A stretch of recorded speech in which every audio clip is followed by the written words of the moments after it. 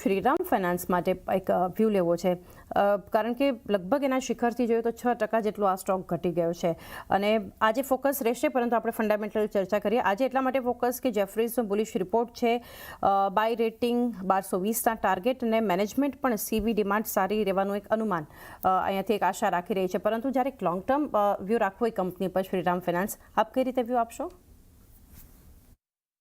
પહેલા લક્ષ્યાંકની વાત કરી લઈએ. લાંબા ગાળા માટે અનુમાનિત લગભગ 1250ની આસપાસના લક્ષ્યાંક અનુમાનિત નિર્ધારિત કર્યા છે. અને આ લક્ષ્યાંક જે કંપની પાસે મૂડી આવી છે સ્ટેક સેલથી,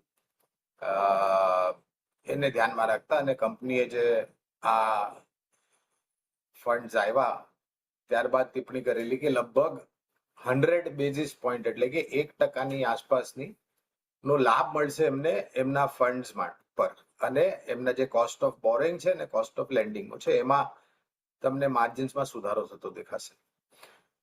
મને 1-2 મહિના માટે તો હું ટિપ્પણી કરવાનું માટે સક્ષમ નથી, પણ છેલ્લા 6 મહિના કે વર્ષની તમે વાત કરો ચાંદની, તો આ એક સ્ટોક એવો રહ્યો છે જેને બહુ જ સારી રીતે આઉટ પરફોર્મિંગ સ્ટોક છે.